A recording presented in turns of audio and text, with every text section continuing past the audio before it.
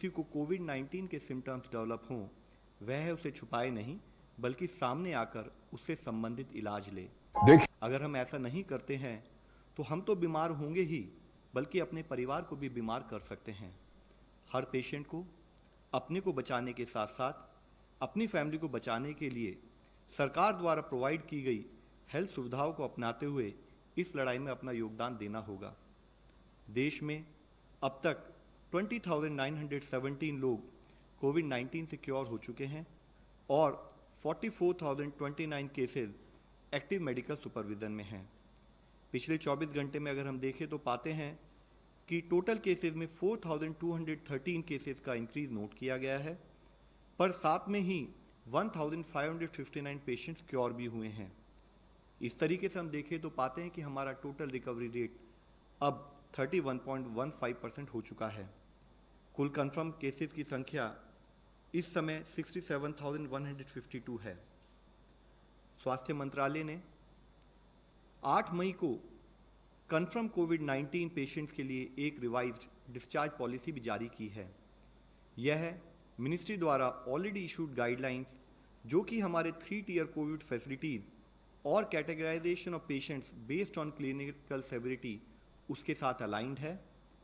पहले जो क्राइटेरिया था कि या तो चेस्ट रेडियोग्राफ क्लियर होना चाहिए या 2 कॉन्जिक्यूटिव RT-PCR टेस्ट नेगेटिव होने चाहिए, उसके भिन्न होते हुए नई डिस्चार्ज पॉलिसी के अनुसार जो केसेस जो कि माइल्ड हैं, वेरी माइल्ड हैं या प्री सिम्टोमेटिक केसेस हैं और कोविड केयर फैसिलिटी में एडमिट हैं, अगर सिम्टम की शुरुआत के 10 दिनों में उनको 3 दिन तक फीवर ना हो तो उन्हें डिस्चार्ज किया जा सकता है।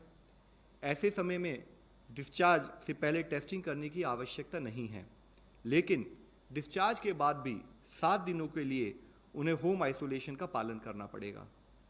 इसके साथ ही जो केसेस मॉडरेट हैं और डेडिकेटेड कोविड हेल्थ सेंटर में एडमिटेड हैं, उनमें से जो पेशेंट 3 दिनों में रिजॉल्व हो जाते हैं जिनके सिम्टम, और जो बिना ऑक्सीजन सपोर्ट के रहते हैं, यानी कि जिनका ऑक्सीजन सैचुरेशन अबव 95% है, ऐसे पेशेंट्स को सिम्टम्स के 10 दिनों के बाद डिस्चार्ज किया जाएगा यदि वह पेशेंट, उनको कोई फीवर ना हो विदाउट एंटीपायरेटिक, उनको कोई ब्रेथलेसनेस के सिम्टम ना हो और उनको ऑक्सीजन की रिक्वायर्ड ना हो।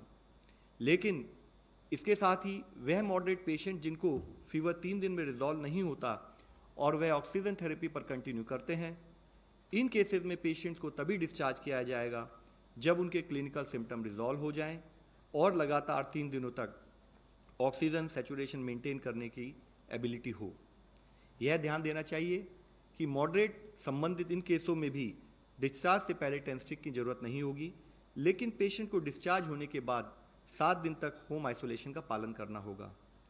इसके साथ ही सीवियर केसेस और साथ में केसेस जो कि इम्यूनो कॉम्प्रोमाइज्ड हैं, जैसे कि HIV patients, transplant recipients, malignancy etcetera, ऐसे पेशेंट्स को तभी डिस्चार्ज किया जाएगा जब या तो वह क्लिनिकली रिकवर हो जाएं या उनके पेशेंट्स को RT-PCR के द्वारा नेगेटिव घोषित किया जाए।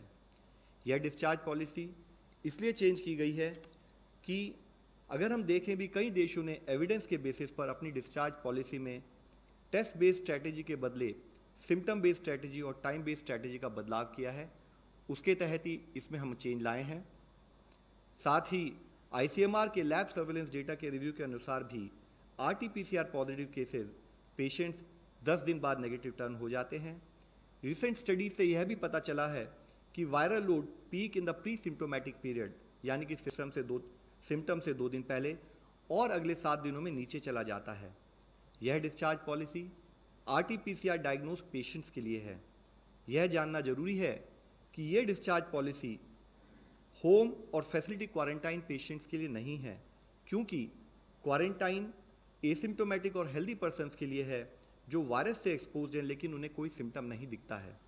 हाउएवर, क्वारंटाइन फैसिलिटी पर उनका स्टे 5 मई को जारी मिनिस्ट्री ऑफ होम अफेयर्स की गाइडलाइंस के तहत लास्ट एक्सपोजर से 14 दिन तक रहेगा और डिस्चार्ज पॉलिसी से संबंधित एक फ्रीक्वेंटली आस्क्ड क्वेश्चन भी गवर्नमेंट ऑफ इंडिया के वेबसाइट पर उपलब्ध किए गए हैं। इसी संदर्भ में मिनिस्ट्री ऑफ हेल्थ ने home isolation of very mild और प्री सिम्टोमेटिक कोविड-19 केसेस के लिए भी एक रिवाइज गाइडलाइन जारी की है, जिसके अनुसार वेरी माइल्ड और प्री सिम्टोमेटिक कोविड-19 केसेस के लिए होम आइसोलेशन पीरियड समाप्त होने के बाद टेस्टिंग की कोई आवश्यकता नहीं है। However, I would still like to reiterate a few points that those patients who are undergoing home isolation should strictly adhere to. उनको एक सेल्फ डिक्लेरेशन फॉर्म साइन करना होगा, हमेशा ट्रिपल लेयर्ड मास्क पहनना होगा, एक आइडेंटिफाइड रूम में isolation maintain करना होगा। वह जो एल्डरली हैं या जो कोमॉर्बिड कंडीशंस वाले पेशेंट्स हैं या और फैमिली मेम्बर हैं उनसे दूर रहें, हेल्थ हाइजीन मेंटेन करें और अपनी सेल्फ मॉनिटरिंग करें। अगर कोई भी हेल्थ सिचुएशन डिटेरियोरेट होती हो तो वह संबंधित मेडिकल अधिकारी को सूचित भी करें।